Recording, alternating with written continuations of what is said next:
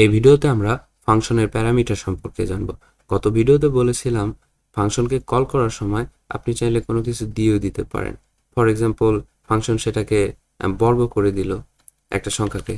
তো এইটা বর্গ মানে বোঝানো হচ্ছে যে যেমন আপনি যদি 2 দেন তাহলে ফাংশনটা আপনাকে 4 করে দিবে, আর সেটা হবে ওই সংখ্যাটাকেই ওই সংখ্যাটা দিয়ে গুণন করা আর কি।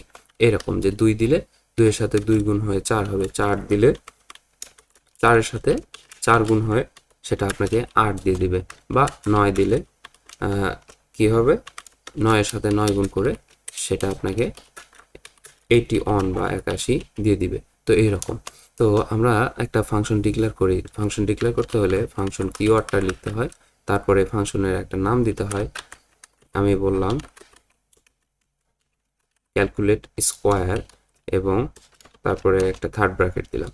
তো এটা হচ্ছে ফাংশনের সিনট্যাক্স, আর ফাংশনকে কাজ করানোর জন্য ফাংশনটাকে কল করতে হয়। আমি এখানে ক্যালকুলেট স্কোয়ার এটাকে কল করে দিলাম। তো এটা হচ্ছে বেসিক যে ফাংশন ডিক্লেয়ার করা এবং ফাংশনকে কল করা। তো আমরা ফাংশনের ভিতরে কোনো একটা কিছু পাঠাতে চাচ্ছি এবং ফাংশনে সেটা নিয়ে কাজ করতে চাচ্ছি, যে বর্গ করার ব্যাপারটা করতে চাচ্ছি। তো এজন্য ফাংশনের একটা হচ্ছে পাঠাতে হবে, একটা হচ্ছে রিসিভ করতে হবে। আর রিসিভ করতে হবে ফাংশনের এখানে যে এই যে ফার্স্ট ব্র্যাকেট আছে প্যারেন্থেসিস, তো এটার ভিতর আর কি রিসিভ করতে হবে। অনেকটা ভ্যারিয়েবলের মতো, কিন্তু ভার কনস্ট্যান্ট লেট দিয়ে লিখতে হয় না। তো আমি এখানে নাম্বার নামে এটা রিসিভ করলাম বা নিয়ে নিলাম, যে একটা নাম্বার দিবে, আমরা সেটা রিসিভ করব। তো এখন যদি আমি এখানে কনসোল লক করি এই নাম্বারটাই, যে নাম্বারটা আমি প্যারামিটার হিসেবে নিলাম, যে এই যে প্যারামিটার হিসেবে ফার্স্ট ব্র্যাকেটের মাঝখানে নিলাম, সেটাকে যদি কনসোল লক করি এবং এবং আমি যদি এখানে নোড নোড ফাইল নাম দিয়ে এন্টার করি, তাহলে দেখা যাচ্ছে বলতেছে আনডিফাইন। আনডিফাইন কেন বলছে? কারণ আমরা তো জাস্ট রিসিভ করছি, পাঠাইনি। তো এখানে রিসিভ করা হয়েছে কিন্তু পাঠানো হয়নি। আর পাঠানো হয় হচ্ছে এই যে ফাংশনটা কল করা হচ্ছে এই ফার্স্ট ব্র্যাকেট দিয়ে, তো এর ভিতরে করে প্যারামিটারটা পাঠানো হয়। তো আমি এখানে 2 পাঠাইলাম। তো এখন যদি কনসোল লক করা হয় তাহলে কিন্তু 2 দিয়ে দিচ্ছে। তো এই যে 2টা পাঠানো হলো ফাংশনকে কল করার সময়, এটা হচ্ছে পাঠানোর ব্যাপার, আর এইটা হচ্ছে রিসিভ করার ব্যাপার। আর এইটাই হচ্ছে প্যারামিটার, যে এই যে ফার্স্ট ব্র্যাকেটের ভিতরে রিসিভ করলাম, যে এইটা নাম্বারটা রিসিভ করলাম, এটা হচ্ছে প্যারামিটার। তো এই নাম্বারটা শুধু এই ফাংশনের ভিতরেই অ্যাভেলেবল আছে, মানে এটা বাইরে থেকে আপনি পাবেন না। আমি যদি এখানে কনসোল লক করি, নাম্বার বলবে এটা আনডিফাইন, ডিফাইনই করা হয়নি, এমনটা বলবে। যেমন এটা বলতেছে যে নাম্বার ইজ নট ডিফাইন, নাম্বারটা বাইরে হচ্ছে ডিফাইন করা নাই, তো বাইরে অ্যাক্সেসেবল না। এই নাম্বারটা শুধুমাত্র এই ফাংশনের ভিতরেই অ্যাক্সেসেবল, বা এই ফাংশনের ভিতরেই অ্যাভেলেবল আছে। তো এটা হচ্ছে মনে রাখবেন। তো এই প্যারামিটারে আসা ফাংশন কি বলে, যে নাম্বারটা কোনো ভ্যালু, সেটা কিন্তু এই ফাংশনের ভিতরেই অ্যাভেলেবল। তো আমরা চাইলে এখন এই যে বর্গ নির্ণয় করার যে ব্যাপারটা, এটা করতে পারি যে কনস্ট্যান্ট SQUARED স্কোয়ার নাম্বার। তো এটা আমি ভ্যারিয়েবলে রাখতেছি, তারপরে যে নাম্বারটা কি, নাম্বারটা দিয়ে গুণন, এই আর কি। তো এটা আমরা করতে পারি। আর এখন আপাতত আমরা এটাকে স্কোয়ার নাম্বারটাকে কনসোল লগই করে দিই। তো এখন যদি আমরা কি বলে কোডটা রান করি, আমি 2 পাঠাইছিলাম। তো 2 পাঠানোর কারণে এখানে কনসোল লগ হচ্ছে, এটা একটু কমেন্ট করে নিলাম। 2 পাঠানোর কারণে এখানে কিন্তু আমাকে 4 দিয়ে দিচ্ছে, যে 2 দিলে 4 হবে, 2 এর বর্গ 4। তো এটা যদি আমি আবারও কল করি ক্যালকুলেট স্কোয়ার নামে, এর ভিতরে যদি 4 দিয়ে দিই, তাহলে কিন্তু আমাকে প্রথমে 2 এর বর্গ 4 দিবে, তারপরে 4 এর বর্গ 16 দিয়ে দিচ্ছে। তো এরকম করে আপনার যে নাম্বারটার জন্য প্রয়োজন সেটা আপনি করতে পারেন। যে আমি একটা বড় নাম্বার দিয়ে দিলাম, জানি না এটার বর্গ কত, তো এটা কিন্তু বর্গ করে দিয়ে দিছে। এই যে আমরা ফাংশনটাকে রিইউজেবল বা ডাইনামিক করে ফেলে দিলাম, যে আমরা শুধু গত ভিডিওতে দেখছিলাম যে একটা নির্দিষ্ট কাজই করে দিচ্ছে, ব্যাপারটা এমন না। যে আমরা যে কোনো ভ্যালু দিয়ে ফাংশনটাকে রিইউজ করতে পারি, যে কোনো একটা কাজ করার জন্য, যেটা কিনা সবসময় একরকম থাকবে না, তো এটার জন্য আর কি আমরা করতে পারি। যেমন এখানে আমরা একটা প্যারামিটার নিছি, এমন আমরা আমরা কি করতে পারি, আমরা কোনো দুইটা সংখ্যার যোগ যোগফলও নির্ণয় করতে পারি। সেটা কেমন, যে ফাংশন, আমি সেজন্য একটা ফাংশন ডিক্লেয়ার করতেছি যে সাম টু নাম্বারস, তো এটা লিখলাম, তারপরে ফাংশনটা লেখার পরে আমি এটাকে কল করে দিলাম সাম টু নাম্বারস নামে।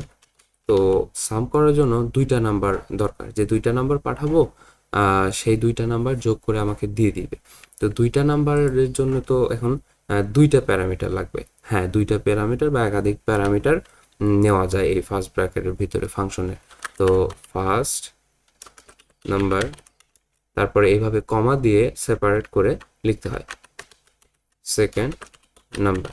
এই যে ফার্স্ট নাম্বার এবং সেকেন্ড নাম্বার, এই দুইটা প্যারামিটার আমি নিয়ে নিলাম, আর একাধিক প্যারামিটার হলে এভাবে কমা সেপারেট করে লিখতে হয়। তো সাম মানে জাস্ট দুইটা সংখ্যা আর কি যোগ হবে। তো কনস্ট্যান্ট সাম first number plus second number, তো এরকম দুইটা সংখ্যা জাস্ট যোগ হবে, এবং আমি এখানে কনসোল লগ করে দিচ্ছি যে এই যোগফলটা। তো এই যে দুইটা সংখ্যা এখানে রিসিভ করতেছে, ফার্স্ট নাম্বার সেকেন্ড নাম্বার, দুইটা প্যারামিটার আর কি, প্যারামিটার হিসাবে যে দুইটা সংখ্যা এখানে রিসিভ করতেছে, এই দুইটা সংখ্যা এখন এখান থেকে পাস করে দিতে হবে। তো দুইটা সংখ্যা যেহেতু রিসিভ করবে, তো দুইটা সংখ্যাই দিতে হবে, এইরকম না হলে ভুলভাল হয়ে যাবে, মানে একটু ঝামেলা হয়ে যাবে। তো এখানে যে কয়টা সংখ্যা প্যারামিটার হিসাবে রিসিভ করবে, ঠিক ওই কয়টা সংখ্যায় দিতে হবে আর কি। তো আমি যদি এখানে কি বলি, কোন একটা নাম্বার দিয়ে দিই, দুইটা নাম্বার দিয়ে দিলাম 3, 5, তাহলে 3 আর 5-এর যে যোগফল 8 সেটা কিন্তু দিয়ে দিচ্ছে। বা আমি যদি 7, 12 বা অন্য কিছু দিয়ে দিই, 7, 15 দিয়ে দিই, তাহলে কিন্তু এই দুটার সংখ্যার যোগফল দিয়ে দিবে। সরি, আমি এখানে কনসোল লক করে দিয়েছি। সাম টু নাম্বারস ফাংশনকে কল করার সময় দিয়ে দিলে, এইরকম ভাবে দিয়ে দিলে কিন্তু সে যোগফলটা বের করে দিয়ে দিচ্ছে।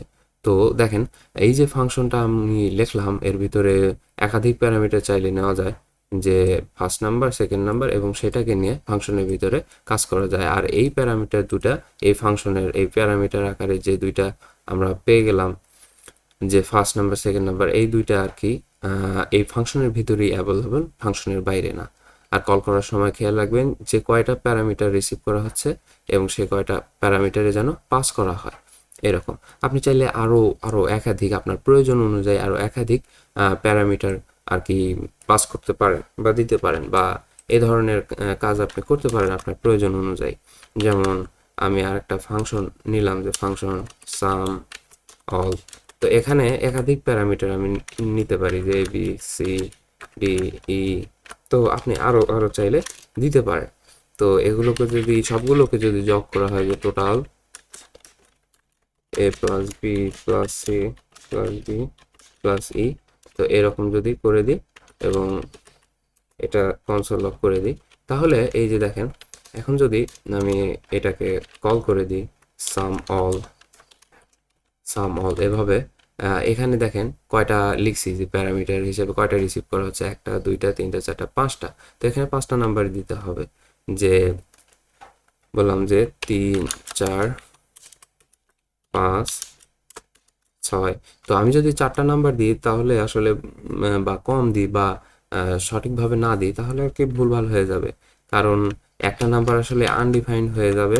এই যে দেখেন, এখানে আমি 5টা প্যারামিটার হিসেবে রিসিভ করছি, কিন্তু 4টা দিয়ে দিছি, এখানে নট এ নাম্বার বলতেছে, কারণ আসলে এখানে শেষেরটা আসলে আনডিফাইন হয়ে যাচ্ছে। তো আনডিফাইন অন্যান্য নাম্বারের সাথে যোগ হয়ে যাওয়ার ফলে নট এ নাম্বার হয়ে যাচ্ছে।